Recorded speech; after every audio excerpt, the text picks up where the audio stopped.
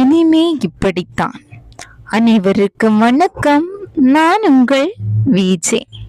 வாங்க கதைக்குள்ள போகலாம். நான் வீட்டினுள் நுழைந்தது கூட கவனியாமல் என் மனைவி போனில் யாரிடமோ பேசிக் கொண்டிருந்தாள்.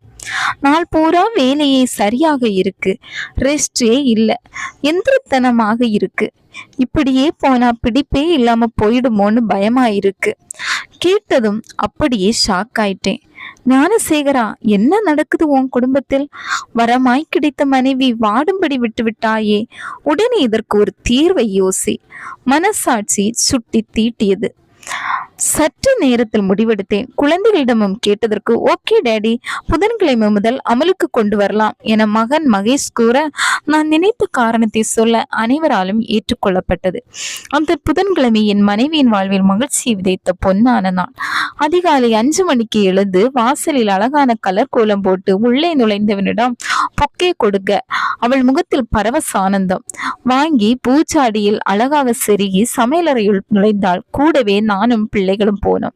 காபி தயாரித்து கப்புகளில் ஊற்றிவிட்டு ட்ரே எடுக்க போனவிடம், வேண்டாமா, நாங்களே எடுத்துக்கிறோம், இனிமே தினசரி காஃபி ட்ரேயுடன் நீ எங்களை தேடி வர வேண்டாம் என்றாள் மகள் மதுமிதா. மனைவியின் முகத்தில் சந்தோஷ மின்னல்கள். பின் நானும் என் பையனும் மார்க்கெட் போய் அந்த வாரத்திற்கு தேவையான காய்களை வாங்கி வந்தவுடன் அவள் வதனத்தில் ஆச்சரியம். கால்வலியா இருக்கே, மார்க்கெட் போனால் ரொம்ப தூரம் நடக்கணுமேனு நினைச்சேன்.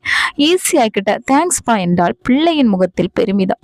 மகள் ஒருபடி மேலே போய் துவைத்த துணிகளை கொடிகளில் போட்டு கிளிப் மாட்டினாள். அவள் அம்மா முகமெல்லாம் பூரிப்பு. சாப்பிட்டு தட்டுகளை சிங்கில போட்டோம். பெண் பாட்டில்களில் தண்ணீர் பிடிச்சு வைத்தான். என்னாச்சு உங்களுக்கு? நம்பாமல் பார்த்தவளிடம் சொன்னேன். இனிமே இப்படித்தான். கிடைத்த ஓயில் மதியம் குட்டி தூக்கம் போட்டால் என் ஜானு. மாலை ஃப்ரெஷ்ஷாக எழுந்து டீ போடும்போது கப்புகளை எடுத்து கொடுத்தேன் மகேஷ். நாங்க கிச்சனுக்கு போய் டீ வாங்கி வந்து காலேஜ் சோஃபாவில் அமர்ந்து அறந்து போகும் நேரம் வந்தாள். என்னங்க, என்ன வச்சு நீங்க காமெடி பண்ணலையே? கலவரத்துடன் கேட்க, இனிமே இப்படித்தான் கோரஸாக ஊரும் சொல்ல, என்ன நடக்குறீங்க? பதிலுக்கு அவள் கத்த விளக்கினி. ஜானகி போன வாரம் எதேச்சியாக நீ யாரிடமே பேசியதை கேட்டேன்.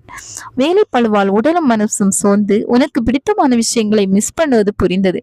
உன்னை சந்தோஷமா வச்சுக்க என்ன செய்யலாம்னு யோசிச்சப்பதான் செம ஐடியா கிடைச்சது. பசங்க கிட்ட சொன்னேன், ஜனவரி 1ஆம் தேதி புத்தாண்டு சபதம் எடுப்போம். இந்த 2025 உங்க அம்மாவை சந்தோஷப்படுத்தும் சபதம் எடுப்போம் என கூறினேன். எல்லா வருடம் இன்னைக்கு உள்ள மாதிரி உனக்கு அனுசரணையான இருக்கும் சபதம் எடுத்துள்ளோம்.